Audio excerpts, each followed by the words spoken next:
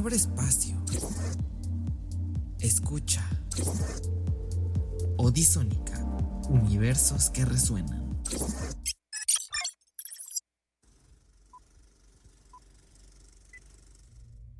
Luces, cámara, acción. Porque detrás de cada escena hay una historia oculta. Esto es Corte y Queda.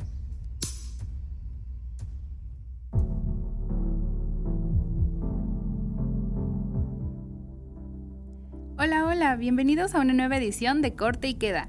Soy su amiga Maffer y el día de hoy los acompañaré en este recorrido por lo que ocurre detrás de la pantalla grande, aquí a través de la frecuencia de Odisónica. Hoy vamos a sumergirnos en aguas profundas. ¿Por qué la ambición, el trauma o la obsesión rompen la brújula moral de un protagonista?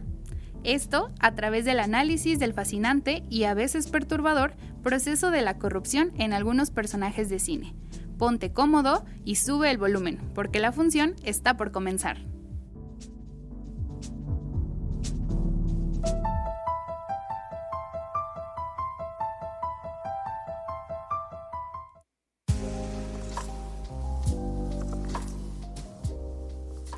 Para explicar este fenómeno y entender qué pasa por la cabeza de nuestros protagonistas, hemos invitado a una voz experta.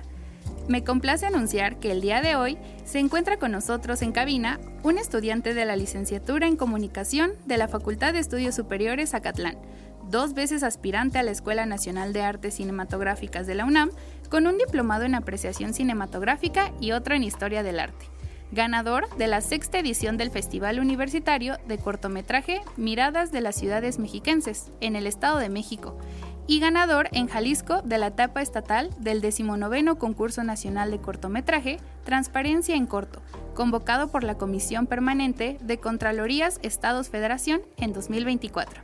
Recibamos con un fuerte aplauso a nuestro invitado, directamente desde Jalisco para ustedes, Josué Hernández Palacios. Hola Josué, ¿cómo estás? Bienvenido a Corte y Queda y muchísimas gracias por acompañarnos el día de hoy. Hola Maffer, no, al contrario, el gusto es mío, gracias por la invitación, es un honor para mí estar en este programa. Muchas gracias, ¿qué tal está pasando tu noche? Hace como friecito, ¿no? Sí, bastante, pero creo que ya se calmó, gracias. Pues mira, entrando de lleno a esto de lo del cine, pues ya leímos hace rato tu semblanza y pues la verdad me parece excelente todo el currículum que traes. Y hablando sobre esto, pues se dice que nadie nace siendo un villano. Y el cine nos muestra el proceso exacto de esta transformación. Así que antes de entrar de lleno, ¿podrías contarnos que tú crees que la corrupción de un personaje es siempre una elección consciente o hay algunas fuerzas externas que hacen que sea inevitable? Cuéntanos. Bueno, mi creencia personal es que siempre todas las personas o monstruos inteligentes, como vemos en algunas películas, que tienen voluntad, pues son responsables de sus actos y tienen esa libertad de elegir y de tomar decisiones. Pero ciertamente, pues mi creencia personal a veces es diferente a lo que se ve en varias películas o el discurso que tienen ciertas películas que puede ser diferente, ¿verdad? Evidentemente, pues el entorno en el que ciertos personajes crecen o los conflictos que se suscitan en sus historias, pues determinan de algún modo sus decisiones y van causando un desarrollo en su personaje que pues lleva a veces pues a la maldad y a la corrupción. Ok, entonces desde tu mirada lo ves, lo que el personaje lo corrompe y lo vuelve un villano, pues son sus decisiones propias. Entonces, pues dentro de esto, ¿cómo consideras que influye el entorno social? Ya no lo comentaste, que las decisiones, pero su entorno, su manera de desarrollarse, ¿cómo contribuye a que la construcción de estos personajes se dé dentro de las películas? Bueno, en muchas películas justamente se tiene... Bueno, sobre todo porque algo central en muchas películas que hace o la diferencia de una buena o mala película muchas veces es el desarrollo de personaje y esta efectivamente pues se logra a través de las circunstancias, de los hechos que le suceden al personaje. Entonces yo diría que sí, o sea, la mayoría de las veces, como vemos en las películas, son los hechos, son las circunstancias, son las situaciones en las que el personaje le suceden a veces de manera completamente externa, lo que causa ese cambio o esa transformación muchas veces. Entonces, ¿cuál crees que sea el propósito de que muchas películas pues muestren estos personajes transformándose a lo largo de su historia, sumado a lo del contexto, cómo también el contexto le influye, como no lo mencionabas, y lo retraten. Bueno, justamente muchas películas que buscan ahondar en algún aspecto de la naturaleza humana o buscar o tratar algún tema incluso de crítica social, o justamente el eje o la estructura, la columna vertebral que dirige ese tema es el desarrollo del personaje. Entonces, en general, eso suele ser lo central en cualquier película. Cuando vemos un desarrollo de personaje muy, muy claro, muy seguramente el tema o el discurso o lo que el autor, los directores quieren presentar, expresar, está en eso. O sea, ahí está la clave normalmente para entender el tema de la película, que puede ser muy variado, puede ser, o sea, cada autor tiene el tema que quiere explorar, pero muchas veces lo hace a través del desarrollo del personaje, precisamente. Ok, entonces ¿consideras que también el contexto histórico que se esté viviendo, tanto el personaje como el autor, el creador de la película, influye mucho en cómo se va a representar al personaje principal que tiempo después va a ser corrompido? Por supuesto, o sea, siempre tiene que ver las vivencias o los pensamientos o intereses de las personas que están detrás. Y evidentemente, al ser una ficción, el personaje y su desarrollo dentro de la historia pues está moldeado o está acomodado para expresar algo que tienen los autores, muchas veces una vivencia muy personal que tienen los autores y que plasman a través de estas ficciones, a veces fantasías, a veces no tan fantasías, pero sí, evidentemente, como todo el arte, es una expresión de los humanos que están detrás. Sí, pues es bien sabido que las personas plasman en sus obras lo que están viviendo y lo que tienen por dentro. Un ejemplo perfecto pues es la película Pearl. Así que, pues, ¿qué te parece si vamos con la cápsula de esta historia que realizó mi compañero y amigo Sergio? Así que vamos a escucharla. ¿Qué pasa cuando el mundo te dice que no, pero tu mente dice que eres una estrella? Esa es Pearl. Nos encontramos en 1918, entre una pandemia y una guerra que no termina, atrapados en una granja que se siente como una jaula. Pearl no nació siendo un monstruo, la crearon el aislamiento, el desprecio de su madre y unos sueños que nadie quiso alimentar. Cuando el entorno te asfixia y no te deja ser, la ambición se pudre. Su locura no es gratuita, es el resultado de una soledad que pesa tanto y termina rompiendo el alma. Ella solo quería que la amaran, pero el contexto la obligó a que al menos le tuvieran miedo. No es maldad pura, es un sueño que se volvió pesadilla, informó Sergio de la Cruz.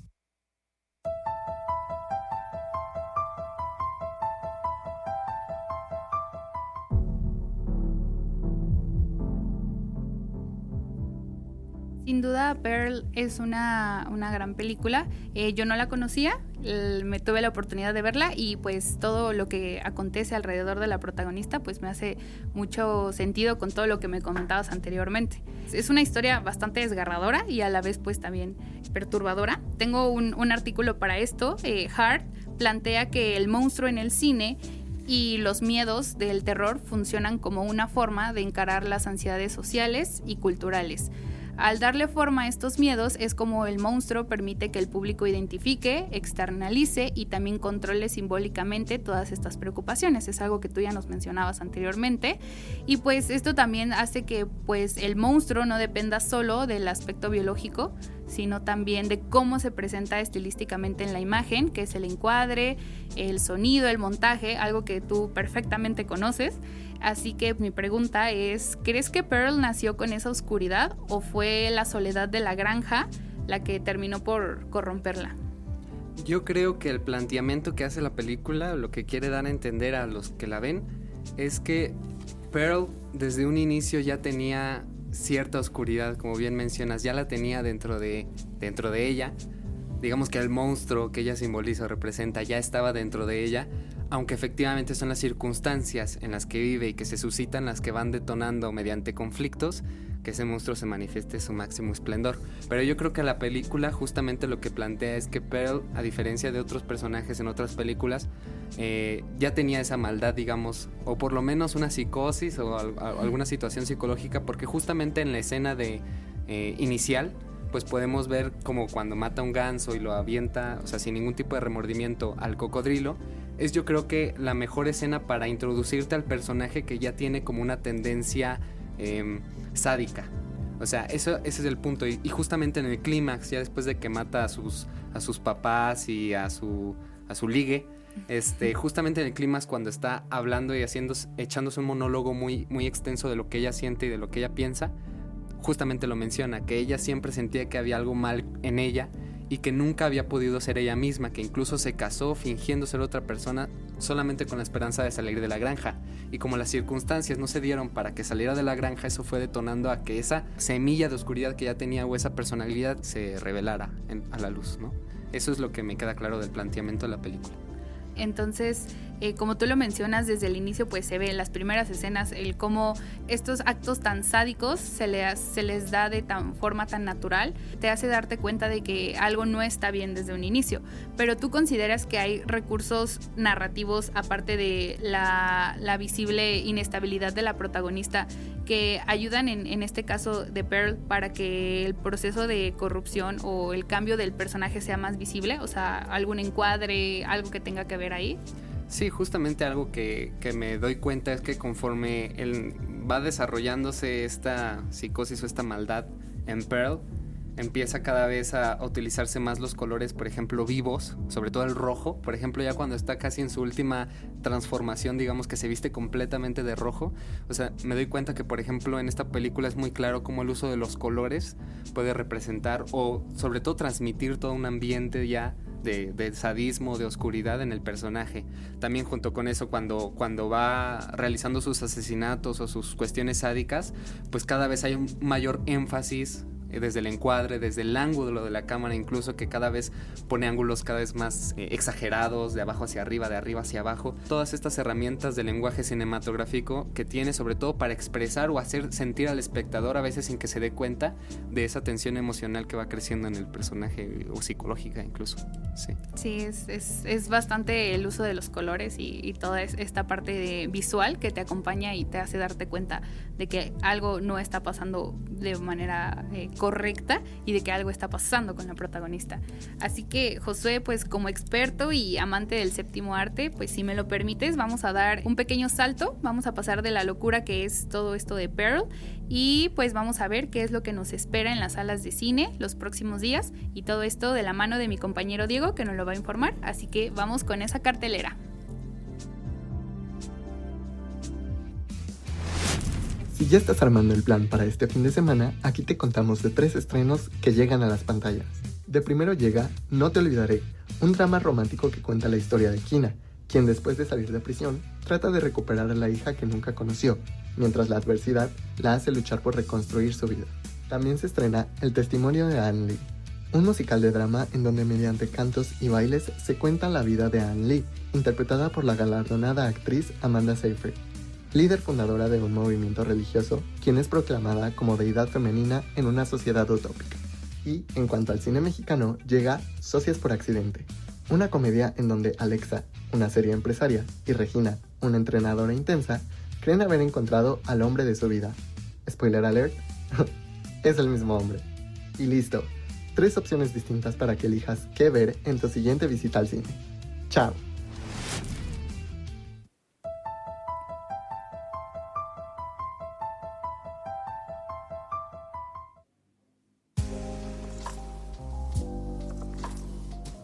Ya escucharon las recomendaciones para este fin de semana, pues un plan con amigos, una cita, algo muy tranqui. Como vimos, pues hay de todo en estos estrenos. Queremos saber qué opinan nuestros radioescuchas. Si tuvieran que escoger una de estas películas para su próxima ida al cine, ¿cuál sería?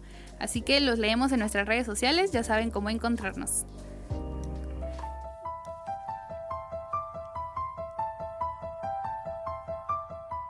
Volviendo pues en materia y al tema acerca de los protagonistas y su corrompimiento, pues tengo aquí que Xiao Wang plantea que el atractivo de las películas de monstruos tiene una base psicológica y evolutiva. Quiere decir que estas historias permiten que los espectadores simulen situaciones peligrosas en un entorno seguro. El cine de monstruos permite así explorar escenarios hipotéticos sobre cómo reaccionar ante peligros o amenazas, y esto ayuda a que se desarrolle la imaginación estratégica frente a riesgos futuros. Las películas de monstruos suelen representar miedos reales de la sociedad, como pandemias, lo hemos visto con los zombies, los desastres o las amenazas desconocidas. Y pues cuanto más se relaciona el monstruo con las preocupaciones reales del público, pues mayor es el disfrute del espectador. En este caso, ¿tú consideras que el cine puede reflejar procesos psicológicos reales cuando muestra la corrupción de un individuo? ¿Hay algo ahí que se relaciona? Sí, de hecho, sumando un poco a las citas que haces de monstruos, pues yo por ejemplo tengo muy presente el concepto de lo siniestro que tiene Freud. Muchos lo han visto reflejado en el cine de monstruos y en general en todas las historias de monstruos, que es esta parte de la conducta humana o de la psicología humana que nosotros podemos reconocer en los demás, pero que no queremos ver o reconocer, esta parte inquietante que nos inquieta de nosotros mismos, que está dentro de nosotros mismos. Entonces sí, sin lugar a duda, los monstruos en las películas muchas veces son parte de esa parte oscura de la psicología humana que nosotros reconocemos pero que no queremos ver, esa parte siniestra. No me cabe duda de que el cine es un gran territorio para explorar esa parte a través de los monstruos. Claro, pues hay muchos ejemplos, como te los mencionaba, los zombies, todo lo que son las catástrofes mundiales, toda esa parte como lo podemos explorar a través de eso. ¿Consideras que hay una relación entre un trauma o experiencias límites en el cambio que se da entre la moralidad de un personaje, que pasa a ser de algo a lo mejor no considerado bueno, pero algo tranquilo, a algo más terrorífico? Bueno, no soy psicólogo, pero sí creo que evidentemente en el cine o en general en las historias lo que detona el cambio de un personaje, ya sea en el terreno psicológico de su personalidad o su temperamento, pues sí son situaciones extremas que desequilibran su vida. O sea, eso es un principio muy claro desde la construcción de guión, pero sobre todo cuando se tratan temas psicológicos, algo que me queda muy claro es que los personajes que cambian de temperamento a veces pueden parecer forzados si no es a través de una situación extrema límite como lo que tú mencionabas, porque justamente desde la psicología humana una persona puede cambiar de actitud, de ánimo, incluso pues de pensamiento, de forma de sentirse y percibirse dentro de la vida, pero el temperamento o incluso la personalidad psicológica que tenemos solo cambia a través de eventos verdaderamente pues trascendentes, traumáticos, digamos. Entonces sí, si no es a través de eso en el cine, pues sí se ve forzado el desarrollo de un personaje. Sí, cómo no, esa parte de la psicología, como lo mencionas, también es sorprendente imaginarse el qué va a traer nuevo, o sea, el cine qué va a traer cosas nuevas de terror, porque parece que lo hemos visto todo. Entonces es muy interesante todo esto nuevo que viene, pero pues también hay muchos clásicos que pues nunca pasan de moda. También tenemos el mismo cuestionamiento, que es ¿qué define un monstruo? Para seguir profundizando en esto, vamos a analizar la versión del director mexicano, que yo creo todo el mundo conoce aquí, Guillermo del Toro, sobre la película Frankenstein, la cual tuvo 9 nominaciones al Oscar. Apenas lo estuvimos viendo. Y antes de que me des tu opinión, vamos a refrescar la memoria con esta cápsula para entender más o menos el trasfondo de esta historia. ¿Te agrada la idea? Me parece bien. En el siglo XIX, Europa cambió a Dios por el vapor y la medicina. Fue una era obsesionada con el progreso, donde la ciencia se convirtió en una carrera salvaje por el poder. En este ambiente, Víctor Frankenstein no es un genio incomprendido, sino el hijo de una época arrogante en la que se creía que la vida podía ensamblarse como una máquina en una fábrica. La criatura nace bajo la influencia del galvanismo, esa idea loca de que podías reanimar muertos con chispazos eléctricos, el cual le da un origen violento y artificial. No nace del amor, sino de la ambición de un siglo que quería fabricar vida en serie. Pero el verdadero golpe llega con la revolución industrial, en un mundo donde las personas empezaron a ser vistas como piezas de repuesto. Si no eras productivo o bello, bajo los estándares burgueses de 1818, eras basura. Al final, la arrogancia científica y el capitalismo son los verdaderos villanos. Le enseñaron a la criatura que, en un mundo de engranajes, un corazón que late diferente es solo una amenaza. Es la tragedia de buscar humanidad en un siglo que se estaba volviendo mecánico. ¿No te suena peligrosamente familiar?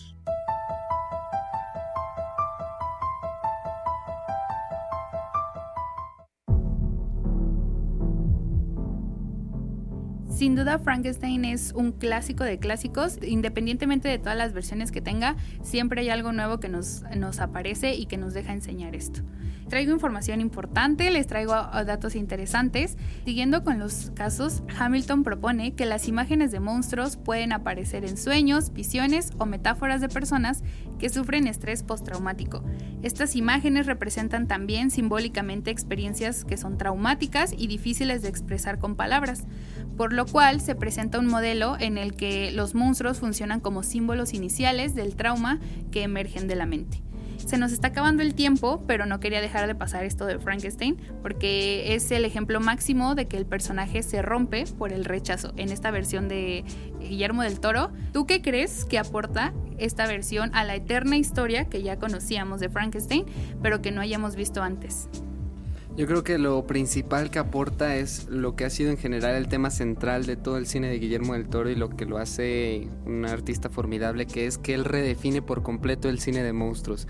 Precisamente como lo has venido comentando en todo el programa, los monstruos en toda la tradición histórica del ser humano de contar historias siempre han representado los miedos, las amenazas, las situaciones ajenas a la normalidad, a nuestra seguridad, aquello que amenaza nuestro status quo. Y por tanto que hay que eliminarlo, hay que huir de él, hay que exterminarlo, desterrarlo de la sociedad.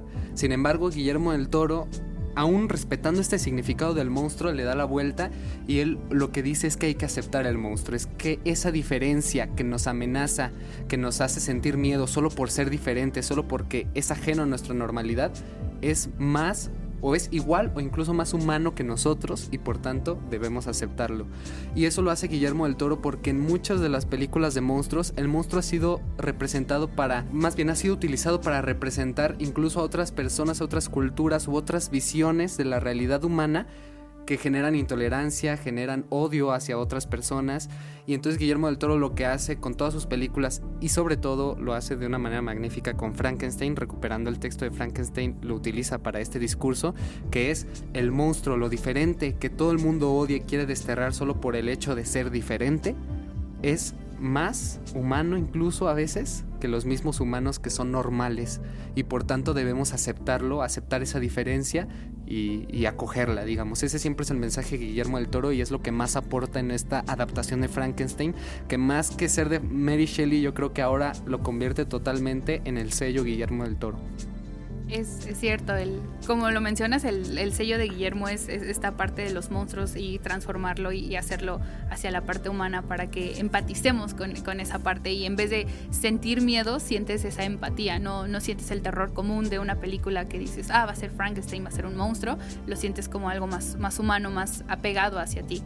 Entonces, ¿consideras que este personaje humano se transforma en una figura monstruosa con una narrativa más concreta? También le ayudan las cosas visuales que utiliza Guillermo del Toro, o sea, como lo mencionabas antes. Sí, de hecho, justamente como mencionaba antes con el tema del color, Guillermo del Toro siempre ha sido también un maestro del color, y con el color significa muchísimas cosas.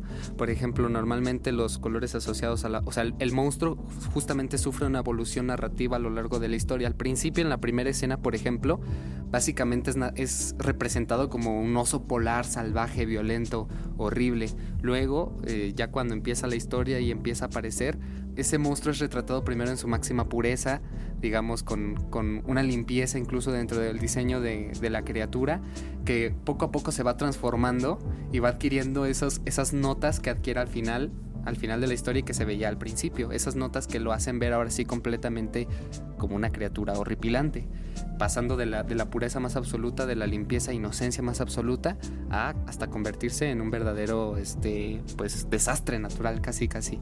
Y sí, justamente esa es pues son toda una serie de recursos narrativos y visuales que Guillermo del Toro siempre ha utilizado, sobre todo en el diseño visual de la criatura. Eso es en lo que más se especializa Guillermo del Toro, que la misma criatura en su diseño visual sufre evolución dentro de la película, y eso es lo que más marca el desarrollo interno del personaje, su visión externa, desde la vestimenta, desde las características físicas y demás. Es una plática muy interesante, pero pues la verdad el tiempo no apremia en este caso, y me encantaría que esto durara muchísimo más. Ya como para finalizar, ¿qué dirías que es lo que realmente rompe a un personaje? Yo creo que, sobre todo en las películas que vimos, es la falta de aceptación. el que el personaje como monstruo no se sienta aceptado dentro de esta sociedad, entonces se vea obligado a estar proscrito, a estar por afuera y a ser una amenaza, un agente externo al orden normal de las cosas, como siempre ha sido el monstruo en la historia de la humanidad representado. Es importante checar eso y muchísimas gracias, Josué, la verdad, gracias por tenerte aquí, fue una plática muy enriquecedora, me dejaste pensando en muchas cosas, espero que también todos nuestros radioescuchas se la hayan pasado genial, este es tu espacio, cuando gustes estás invitado, no olviden seguirnos en todas nuestras redes sociales, ya saben, estamos como @audisónica para así puedan seguir la conversación y enterarse de todo lo que viene. Esto fue Corte y Queda y nos escuchamos en la próxima entrega, ¡hasta pronto!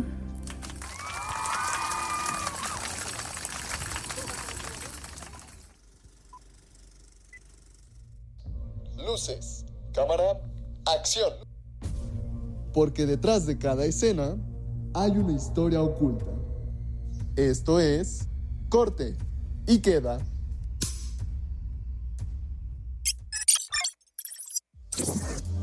Nos escuchamos en la próxima frecuencia.